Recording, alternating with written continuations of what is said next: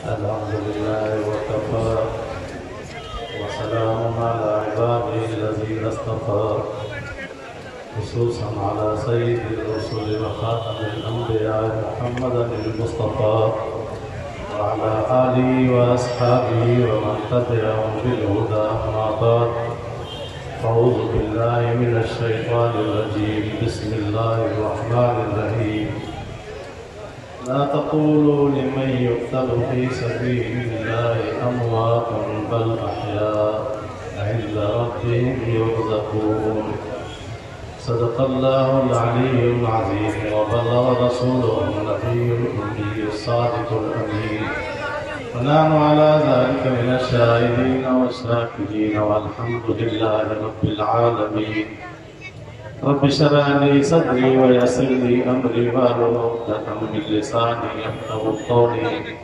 सुब्हानका ला इल्म लना इल्ला मा अल्लमतना इन्नका अंतल अलीमुल हकीम वलौ अन्ना मा फ़िल अर्ज़ि मिन शजरतिन अक़लाम वल बहरु यमुद्दुहु मिन बअदिही सबअतु अबहुरिन मा नफ़िदत कलिमातुल्लाह। इस तशरीफ़ फरमा अकाबरीन जमियत दुआए मिलत मजमे के अंदर खत्म नबूवत के परवानत के अस्सलाम वालेकुम व रहमतुल्लाहि व बरकातहू। मां वाइज जरूर बिनाया नकू के वाइज करम के मगर मकसद इन जलसे में शिरकत इलाही अरसे खां बाद कोरोना के करे जेका सरगर्मियों मुअतल हुयूं दोस्तन अहबाबन ऐं तव्हां जूं ज़ियारतूं करणु मक़सद हुयो। अल्लाह ताला को दुआ है त तव्हांजी तशरीफ़ आवरी ऐं असांजी हाज़िरी क़बूल फरमाए। अल्हम्दुलिल्लाह कि सैयदना फारूक आज़म हज़रत उमर रज़ियल्लाहु ताला अन्हु जे शहादत जे तारीख़ ते उनखे सलाम करण जे लाइ ही सालाना जलसो हितों जी जमात ऐं मोहतरम अलॻ सुबरो साहब हिन जा मुंतज़िम हूंदा आहिनि। अल्लाह ताला खां दुआ आहे त इन्हनि जे जज़्बात खे क़बूल फरमाए। दोस्तों हज़रत उमर रज़ियल्लाहु ताला अन्हु का अहिड़ी इस्लाम जे अंदर का लिकियल शख्सियत कोन्हे का ऐं उन्हनि जो इस्लाम आणण तव्हां उलमा खां पुछो।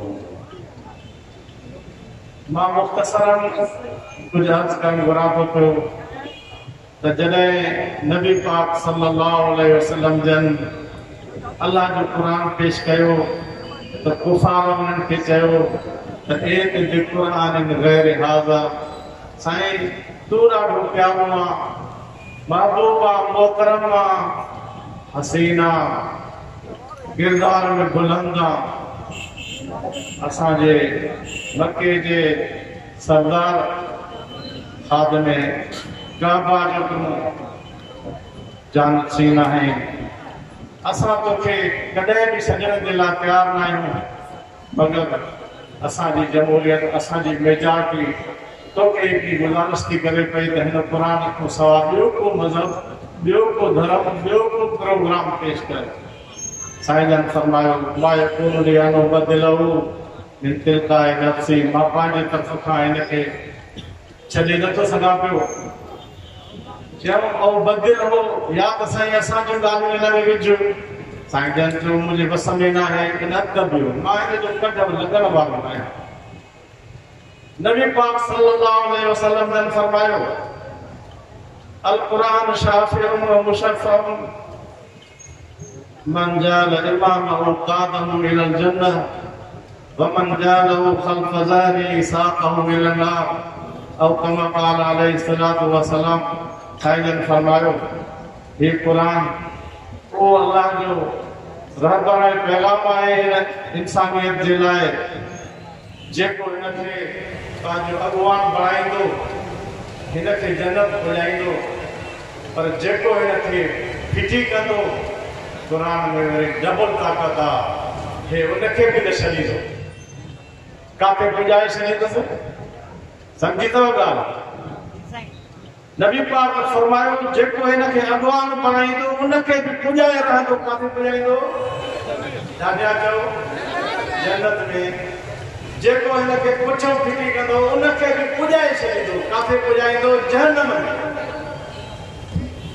जो असां सभु अहले सुन्नत वल जमात देवबंदी जमीयत जा परवाना ऐं जमीयत सां मोहब्बत रखण वारा असां कुरान खे पंहिंजो इमाम बणायो सभु हथ मथे करे चओ कुरान खे इमाम बणायो आहे त इंशाअल्लाह अज़ीज़ जो कुरान असांखे जन्नत पुॼाईंदो नबी पाक सल्लल्लाहु अलैहि वसल्लम जन उनखे जवाब ॾिनो नेठि उन्हनि साईंजन ते सख़्ती कई साईंजन खे मके खां पहिरीं हिजरत में शोअब अबी तालिब जे अंदरि क़ैद कयो वियो ऐं उनजी मके जे अंदरि दाख़िला खे ममनू करार ॾिनो वियो हिकिड़ो मुआहिदो लिखियो वियो उन मुआहिदे खे अल्लाह तबारक व तआला उॾई जे ज़रिए सां ख़तमु करायो जंहिंमें अल्लाह ऐं अल्लाह जे रसूल जो नालो हो उहे सिर्फ़ु बची पिया नबी पाक सल्लल्लाहु अलैहि वसल्लम जन खे अल्लाह ताला ॿुधायो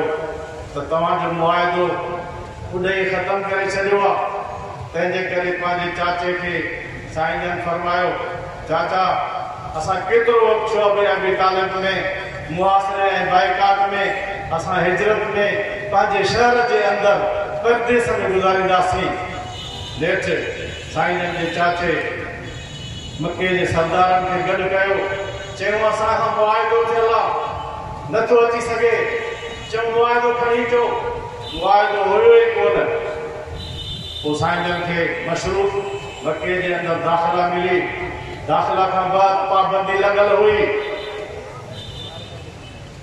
त उन पाबंदीअ जे दौरान नबी पाक सल्लल्लाहु अलैहि वसल्लम इन कुरान जी तालीम जारी रखी ऐं इहा ॻाल्हि हज़रत उमर खे कुफ्र जे वक़्त में ॿुधाई वई त हुनखे तव्हां मके जे अंदरि इजाज़त ॾिनी आहे पर हू त दारे अरकम जे अंदरि वरी बि पंहिंजी तालीम ऐं तबलीग खे जारी रखंदो अचे पियो उमर कावड़जी वियो तलवार खे म्यान मां कढियईं ऐं माण्हुनि पुछियो उमर गुस्से में आहे जी हा जी छा जी कावड़ आहे जे असां हिनखे छॾियोसीं त चुप करे गुज़ारींदो मगर हे त लिकी लिकी पंहिंजी दीन जी तालीम तबलीग सभु कुझु जारी रखियो थो अचे पियो दोस्तो अज़ीज़ो उमर साईं खे कावड़ लॻल हुई मगर उनखे कंहिं चवण वारे चयो त उमर तूं इनखे कीअं थो ख़तमु करणु वञे तुंहिंजे घर जे अंदरि इनक़िलाब इस्लाम अची चुको आहे तुंहिंजी भेण ऐं तुंहिंजो भेणीयो सही इस्लाम क़बूल करे चुका आहिनि पहिरियों घर जो हाल मालूम कर उन खां बाद में इन सां निपटजाए उमर खे इहा ॻाल्हि ज़्यादा कावड़ में आंदो छो त ज़ईफ़ ते कावड़ ॾाढी हूंदी आहे हेठां हिते पाणी घणो ईंदो आहे हज़रत उमर जबुल कावड़ जे अंदरि पंहिंजे भेण फातिमा जे घर में थो वञे पियो ऐं अचानक थो अचे पियो ऐं उन महिल उन जे घर जे अंदरि सूरत तौहा जी तिलावत थी रही हुई उन तिलावत जा जेके वर्क हुया उहे उन जे हथ में हुया पोइ उमर जी कावड़ खे ॾिसंदे हज़रत फातिमा इहा ॻाल्हि वर्कनि खे लिकाइण जी कोशिशि कई मगर हज़रत उमर उनखे चयो इहे वर्क ॾे चई वर्कनि खे पलीत माण्हू हथ नथो लाए सघे छो त ला यमसू इल्लल मुताहरुन छो त इन्नमल मुशरिकून नजसुन नेठि उन जे कावड़ में इज़ाफ़ो अची वियो वर्क नथो मिले पियो मगर उहो पंहिंजी भेण ते दस्तदराज़ी करे चुको आहे मगर हुनखे क़ुरान जे वर्क ते हथ लाइण अधी फातिमा नथी ॾे पई फातिमा बिन्त ख़त्ताब, मगर जॾहिं उमर जज़्बात में विड़ी विड़ी थकिजी थो पए पियो, उन खां चए थो पियो त भला कीअं मां हिनखे ॾिसी सघंदुमि। चए त तूं ईअं थो ॾिसी सघे पियो जो अॻु में वुज़ू कर, उन खां बाद में तूं पाकाई कर, पोइ उन खां बाद में इन्हनि वर्कनि खे तोखे ॾेई सघंदासीं। दोस्तो अज़ीज़ो, जेको हज़रत फातिमा सईद खे क़ुरान जी तालीम ॾेई रहियो हुयो, उहो साहिबु सॻोरो हिननि कमरे में वाणे छॾियो ऐं उन खां बाद हज़रत उमर खे जॾहिं उहे वर्का मिलिया ऐं उनखे चयो तव्हां पढ़ो, इहो छा पिया पढ़ो। जॾहिं तव्हां जो इहे 10 आयतूं पहिरियों पढ़ियूं वयूं त हज़रत उमर रज़ी अल्लाह ताला अन्हु जे कावड़ में इनाबत अची वई, गुस्से जे बजाए मुहबत पैदा थी वई ऐं उनजे अखियुनि मां पाणी वहण लॻो। ऐं उन खां बाद में जेको साहिबु सॻोरो हिनखे तालीम ॾेई रहियो हुयो, उहो पियो चए त उमर जो हिते अचण सां ई मूंखे अंदाज़ो लॻी पियो हो त नबी मोहम्मद जी दुआ क़बूल थी चुकी आहे। साईं जन ज़ुल्म जे चकीअ में साहबनि खे पिसंदे ॾिसी करे अल्लाह को दुआ घुरी ऐं अल्लाह इस्लाम में इन्ही उमरनि में हिकु उमर त ॾे, या तो उमर बिन ख़त्ताब दे या उमर बिन हिशाम दे। मगर साईं जन जी ज़बान मुबारक मां उमर बिन ख़त्ताब जो नालो पहिरियों निकिरी आयो। पोइ साहिब सॻोरो तो फरमाए पियो, उमर तुंहिंजे तब्दीलीअ जी जेका ॻाल्हि आहे उहा प्यारे मोहम्मद मुस्तफ़ा जी दुआ जी क़बूलियत। उन खां बाद जेको मूंखे वठी हलो होॾे, वठी हलण खां बाद दारे हरकम जे अंदरि दरवाज़ो अंदरों बंदि आहे ऐं उनखे खटकायो थो वञे पियो, अंदरों पुछा थो करे पियो केरु आहे। चए उमर आहे। चए उमर तुंहिंजो इरादो ॿुधो आहे, तुंहिंजी कावड़ जी बि ख़बर आहे, मगर असां तुंहिंजे लाइ दर खोलियूं था पिया। जे उमर तूं नेक नियतीअ सां थो अचे त असां अखियूं तुंहिंजे रस्ते में विछाइण जे लाइ तयारु आहियूं। जे बदनीयतीअ सां थो अचे त अॼु तुंहिंजी सिसी ऐं तुंहिंजो दर गॾु न हूंदो। इहो केरु हो? उन महिल सैयदना अब्बास रज़ी अल्लाह ताला अन्हु मुसलमान थियो हो ऐं उहो दरवाज़े ते चौकीदारी करे रहियो हुयो। नबी पाक सल्लल्लाहु अलैहि वसल्लम जन वटि हज़रत उमर अचनि था पिया ऐं हथ वठी करे कलमो पढ़ी समूरा पढ़ो ला इलाहा इल्लल्लाह मुहम्मद रसूलुल्लाह पढ़ी करे इस्लाम क़बूल था करनि पिया। ऐं इस्लाम क़बूल करण खां बाद तयारी थी वई निमाज़ जी। ऐं निमाज़ जी तयारी जे वक़्तु चयो छा थींदो? चए निमाज़ पढ़ंदासीं। चए निमाज़ अॼु काबे में पढ़ी। चयो हिते पढ़ंदासीं, कुफर जो ज़ोर आहे। चए जे कुफर जो ज़ोर आहे, जे उमर जे मुसलमान थियण खां अॻु में दीनी तालीम दीनी इबादत लिकी पई कई वञे ऐं उमर जे मुसलमान थियण खां बाद में बि इहा फिज़ा ईअं ई रही त उमर जे मुसलमान थियण जो कहिड़ो जवाबु? निमाज़ पढ़बी त सरेआम काबे में पढ़बी। अहिड़ी तरह सां सैयदना उमर फारूक रज़ी अल्लाह ताला अन्हु जो अल्लाह ताला इस्लाम में दुखूल नबी पाक जी दुआ जे ज़रिए सां क़बूल फरमायो ऐं उन दुआ सां हज़रत उमर रज़ी अल्लाह ताला अन्हु खां अल्लाह तबारक व तआला उहे कम कराया जेके असांखे बुखारी शरीफ़ जे असलाफ जे अंदरि उस्तादनि ॿुधायो त 22 दफ़ा जॾहिं सहाबनि में मुशावरत थी, नबी पाक सल्लल्लाहु अलैहि वसल्लम ने उन खां मुशावरत वरिती त 22 दफ़ा क़ुरान करीम हज़रत उमर रज़ी अल्लाह ताला अन्हु जे ताईद में नाज़िल थियो। जंहिंजे करे नबी पाक सल्लल्लाहु अलैहि वसल्लम ने फरमायो लौ कान बादी नबियन लकान उमर। समूरा इन हदीस के पढ़ो, मुबारक हदीस के नबी पाक जे ज़बान में तरन साईं जन फरमायो लौ कान राजा पढ़ो बादी नबियन लकान राजा चो लकान उमर राजा चो लकान उमर। साईं जन जा पर फरमायो वलाकिन अन खातमुन नबीय्यीन ला नबी बादी। अहिड़ा लफ़्ज़ नबी पाक जा हज़रत अली शेर खुदा जे मुतालिक़ बि आहिनि। साईं जन फरमायो ऐ अली अंत मिन्नी बिमंज़िलते हारून बिन मूसा। ऐ अली तू मुंहिंजे लाइ ईअं आहे जीअं मूसा अलैहिस्सलाम जे लाइ हारून हुयो, पर अन खातमुन नबीय्यीन ला नबी बादी। मुझा दोस्त अज़ीज़ो हज़रत उमर रज़ियल्लाहु ताला अन्हु जी यौम शहादत खां जेका उनजी खिलाफत हुई 10 साल हुई, उन्हनि 10 सालनि जे अंदर हज़रत उमर फारूक रज़ियल्लाहु ताला अन्हु जी अदल ऐं इंसाफ़ जी मुख़्तसर सीरत मां तव्हांजी ख़िदमत में अर्ज़ रखंदुसि त दोस्तो अज़ीज़ो हज़रत सैयदना उमर रज़ियल्लाहु ताला अन्हु जॾहिं खिलाफत ते सरफराज़ कया विया त उन वक़्तु हज़रत उमर रज़ियल्लाहु ताला अन्हु जे घर जो वज़ीफ़ो बैतुल माल में हूंदो हो। पोइ हिकिड़े दफ़े साईं जन जी घरवारी इहो ख़्यालु कयो त केतिरा ॾींहं थिया आहिनि ख़लीफ़तुल मुस्लिमीन खे मिठो खाइण जे लाइ न मिलियो आहे। उनजे साईं जन जे वज़ीफ़े मां थोरो थोरो किरात करे केतिरनि ॾियारनि खां बाद एतिरो वज़ीफ़ो मस थी सघो आहे जो साईं जन जे लाइ मिठी शइ तयारु कई वई।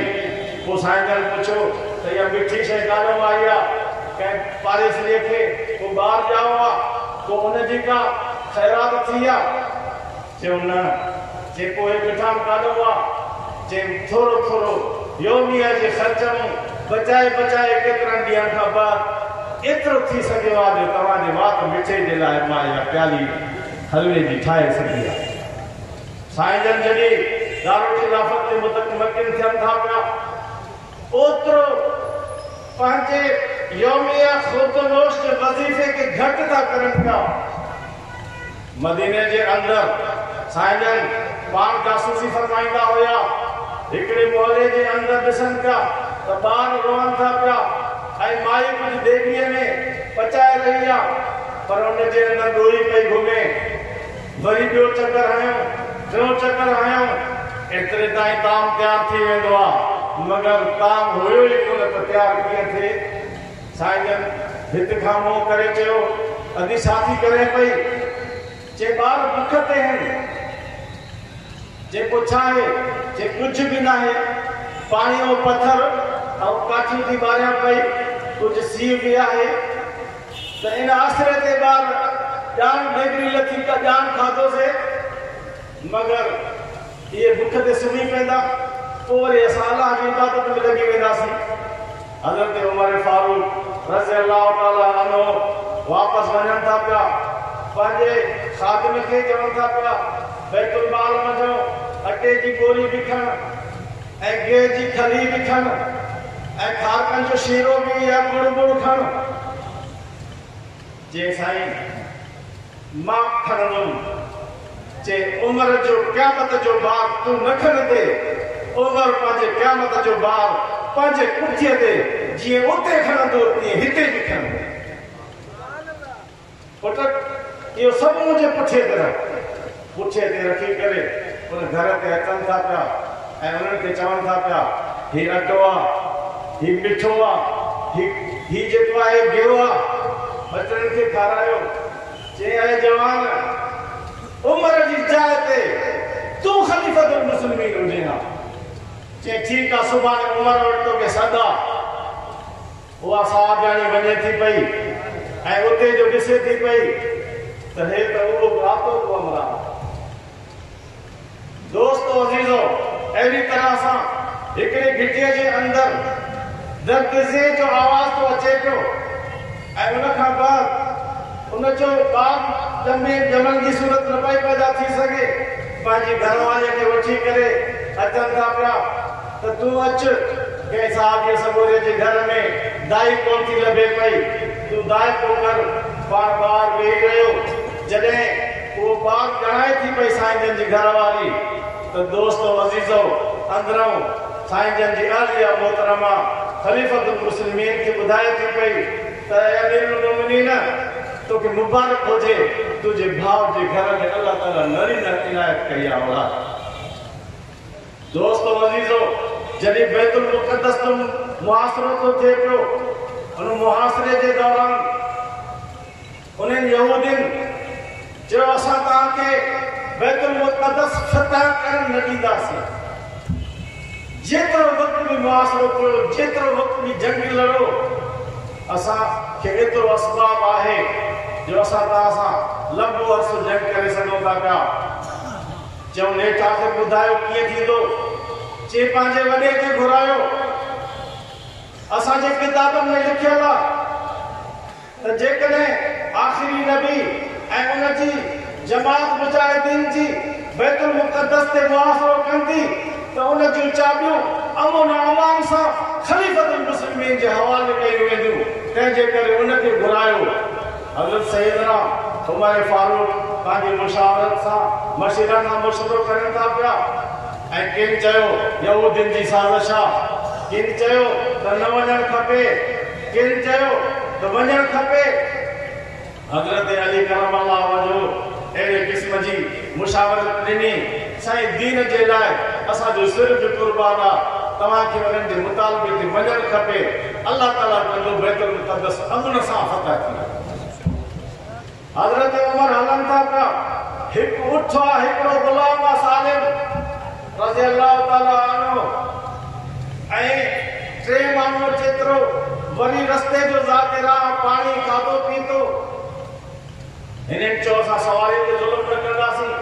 हिकिड़ी मंज़िल अमीरुल मोमिनीन सुवार थींदो त सालिम रज़ी अल्लाह ताला अन्हु ऊठ जी मार छिकींदो, ऐं ॿी मंज़िल ते अमीरुल मोमिनीन मार छिकींदो त हज़रत सालिम रज़ी अल्लाह ताला अन्हु ऊठ ते सवार थींदो।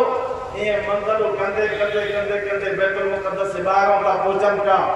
हिकु मंज़िल जे अंदरि यहूदियुनि जासूस मोकिलिया। चई त अमीरुल मोमिनीन में उहे सिफ़तूं ई कोन्हनि के जेके असांजे किताब में लिखियल आहिनि, जेके असांजे तौरात में लिखियल आहिनि। तंहिंजे करे ही बि अमुन सां जेको आहे मुस्लमान फतह न करे सघंदा। बहरहाल उन्हनि खे ॾिठो त जेको मार थो छिके पियो इहो ज़रूर खादिम हूंदो। अमीरुल मोमिनीन त ऊठ ते सवार हूंदो। जॾहिं उहा आख़िरी मंज़िल हुई त उन महिल सवारीअ जो वारो हज़रत सालिम जो हो ऐं महार छिकण जो वारो हज़रत उमर जो हो। हज़रत उमर रज़ी अल्लाह ताला अन्हु जॾहिं अहिड़ी हालत में बैतुल मुक़द्दस जे ॿाहिरां पहुचनि था पिया त अंदरूं मासूलीन चयो त अमीरुल मोमिनीन खे असांजे दीवार मुहासिरे जी दीवार जे भरिसां गुज़ारियो। मगर मुशावरत थी ऐं चयो वियो त इहा हिन जी ख़तरनाक साज़िश आहे। तंहिंजे करे असां उन्हनि जो हिकिड़ो मुतालबो पूरो कयो आहे त तव्हांखे एतिरी तकलीफ़ ॾिनी आहे, ॿिए मुतालबे में वरी को ख़तरनाक तीर हणी विझनि त। साईं जन फरमायो मूंखे जान जी परवाह कोन्हे का। साईं जन उन जे दीवार सां भरिसां चकर हणनि था पिया ऐं उन खां बाद में हुननि पंहिंजे तरफ़ खां पैगाम मोकिलियो त असां पंहिंजे बैतुल मुक़द्दस जूं चाबियूं पुरअमन तरीक़े सां अमीरुल मोमिनीन जे हवाले करण जे लाइ तयारु आहियूं, छो त हिन जे अंदरि उहे शर्त पूरा आहिनि जेके असांखे तौरात जे अंदरि ॿुधाया विया हुआ। उहे शर्त कहिड़ा हुया त अमीरुल मोमिनीन सवारीअ जे बजाए पंहिंजे ग़ुलाम खे ऊठ ते सवार कंदो, ग़ैर हूंदो ऐं अमीरुल मोमिनीन जे जिस्म ते 8 पैवंद लॻल हूंदा, 4 चटियूं उन जे कुर्ते में लॻल हूंदियूं ऐं 4 चटियूं उन जे ज़ेर जामा में लॻल हूंदियूं। असां उहे 8 ई चटियूं ॾिठियूं आहिनि ऐं सभु अलामतूं ॾिठियूं आहिनि।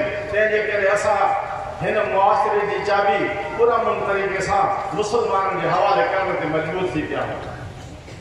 तो दोस्तो अज़ीज़ो, हज़रत उमर फारूक रज़ी अल्लाह ताला अन्हु उहो आहे जॾहिं पंहिंजे मिंबर रसूल ते ख़ुतबो पिया ॾियनि ऐं ख़ुतबे जे अंदरि साईं जन फरमायो या सादिया अल जबल, बस हिकु दफ़ो फरमायो इहो हज़रत सारिया खे अल्लाह तबारक व तआला उन मुहासिरे जे अंदर इहो आवाज़ उन जे कन ते गुजरायो ऐं उन वक़्तु उन्हनि जी काफ़िरनि जी इहा साज़िश हुई त कुझु माण्हू मुसलमाननि खे साम्हूं ॾींदासीं, कुझु माण्हू जबल जी तरफ़ खाइनि खां पोइ तव्हां सां हमलो कंदासीं, पोइ ॿिन्ही पासनि जे हमले जे अंदरि मुसलमाननि खे पीउ छॾींदासीं। तंहिंजे करे अल्लाह तबारक व तआला हज़रत उमर खे मिंबर रसूल जे मथां ख़ुतबो पढ़ंदे इहो सॼो मंज़र ॾेखारियो ऐं इन मंज़र जे जेको आहे ख़तम करण जे लाइ अल्लाह तबारक व तआला खां साईं जन खे इल्क़ा थियो ऐं हिननि अल्लाह ते तवक्कुल रखी करे फरमायो आहे सारिया पहिरियों सामज जो बि हिसाब रखियो थी, पंहिंजो मुक़ाबिलो रखियो थी, पर जबल जे पासे उहो बि जमात खे मौजूदु रखिया। हज़रत सारिया हज़रत उमर जे आवाज़ खे ॿुधी करे लश्कर खे ॿ हिसा थो करे पियो, हिकिड़ो हिसो सामने वारनि जे लाइ आहे, हिकिड़ो हिसो जबल जे तरफ़ को आहे। जीअं जबल वारनि अटैक कयो तीअं अल्लाह तबारक व तआला उन्हनि खे नेस्तो नाबूद कयो। मिस्र फतह थी थिए पई ऐं मिस्र जो गवर्नर हज़रत उमर रज़ी अल्लाह ताला अन्हु खे लिखे थो पियो त साईं हिननि मूंखां इजाज़त घुरी आहे, मिस्र जो दरिया हाणे पंहिंजे तोयारी में नथो अचे ऐं असां वटि उनजी हिकिड़ी पुराणी रस्म आहे जो हिकिड़ी हसीन जमीन नौजवान कुंवारी छोकिरी उनखे गठा उनखे कुंवार जो लिबास पाराए असां दरिया जे हवाले कंदा आहियूं। जेको पाणीअ जो झुपड़ो आहे उन पाणीअ जे झुपड़े में उन नौजवान माईअ खे न्याणीअ खे असां दाख़िल कंदा आहियूं, पोइ इहो दरिया तोयानी ॾींदो आहे। उतां जे गवर्नर साईं जन ॾे आगाही ॾिनी, साईं जन फरमायो त हे ख़त थी वञी दरिया नील जे अंदरि विझो। उन में छा था लिखनि पिया, ऐं नील मां मोहम्मद रसूलुल्लाह जो ग़ुलाम उमर तोखे चवां थो पियो इन कुंत तजरीक अल्लाह इन कुंत यजरीक अल्लाह फासल अल्लाह अज़ीम ऐं यजरीक। जेकॾहिं तोखे अल्लाह ताला पाणीअ सां सैराब कंदो आहे तो यानी ईंदी आहे तो में भरिजी वेंदो आहे पाणी, जेकॾहिं इहो अल्लाह जे अमर सां थींदो आहे त पोइ मां अल्लाह खे चवां थो पियो त अल्लाह ताला तोखे पाणीअ सां भरे छॾे। जेकॾहिं तूं पंहिंजी मर्ज़ीअ सां ई त पोइ असांखे का बि ज़रूरत कोन्हे का, तुंहिंजे पाणी खां सवाइ असांजे लाइ अल्लाह काफ़ी आहे। इहो ख़त जॾहिं पहुचे थो पियो ऐं मिस्र जा उहे माण्हू उन ख़त जे इन दरिया में पुॼण जे नज़ारे जे लाइ सॼी मिस्र दरिया जे किनारे ते पहुची थी वञे पई ऐं उन मंज़र खे तारीख़ हिन तरह सां लिखियो आहे त जॾहिं उहो ख़त दरिया जे उन पाणीअ जे झुपटे में थो पवे पियो त अल्लाह जी कुदरत सां उहो दरिया पर गेट जे अंदरि उन तरे खां मथे थी करे किनारनि ताईं थी पहुचे। दोस्तो अज़ीज़ो अहिड़ी तरह सां ज़मीन जे मथां ज़लज़लो थो अचे पियो। हज़रत उमर फारूक रज़ी अल्लाह ताला अन्हु दुरो खणी करे ज़मीन खे चवे थो पियो छा तुंहिंजे पुठीअ ते उमर ज़ुल्म कयो आहे? जे ज़ुल्म कयो आहे त तूं भली ज़लज़लो पैदा कर, जे न कयो आहे त मां तोखे ॿुधायां थो त तुंहिंजे लाइ असां वटि इस्लाम जे कानून में दुरो ज़ाहिर आहे। हज़रत उमर फारूक रज़ी अल्लाह ताला अन्हु मिंबर रसूल ते ख़ुतबो ॾेई रहिया आहिनि ऐं ख़ुतबे जे अंदरि फरमाइनि था पिया अस्माऊ इस्माऊ व अतीऊ। पहिरियों ॻाल्हि ॿुधो पोइ हिन जी इताअत कयो। हिकिड़ो जवान उथी करे चवे थो पियो ऐं ख़लीफ़तुल मुस्लिमीन ला नस्मऊक वला नुतीउ लक। इताअत पंहिंजी जाइ ते असां तुंहिंजो वाइस बि ॿुधण जे लाइ तयार न आहियूं। जे कहिड़ो इतराज़ आहे जे हिन जंग जे अंदरि असां बि बहसियत सिपाही जे शरीक हुयासीं, मगर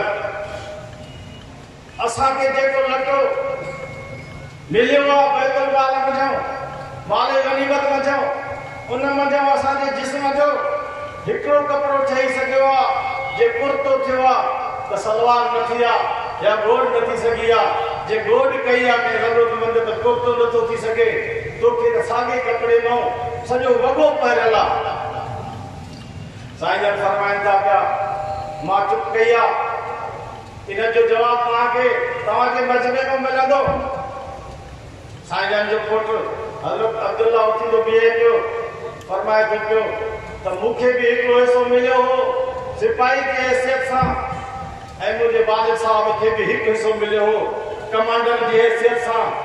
पोइ अमीरुल मोमिनीन जो वॻो एतिरो ज़ईफ़ थी पियो हो जो मां पंहिंजो हिसो बि साईं जन खे ॾिनो आहे। साईं जन जे हिसे खे गॾाए करे साईं जन जे लाइ हिकु लिबास मस्तु तयारु करे सघियो आहे। साईं जन फरमाइनि था पिया जॾहिं उन इहा ॻाल्हि ॿुधी त चइसि हाणे तव्हांजो हुकुम ॿुधंदासीं बि इताअत बि कंदासीं।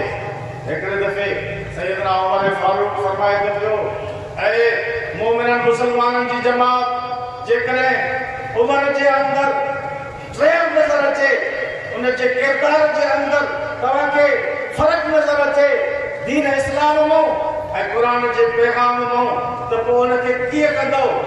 हिकिड़ो जवान उथी बीहे पियो तलवार म्यान मां कढी करे चवे थो पियो जेकॾहिं अमीरुल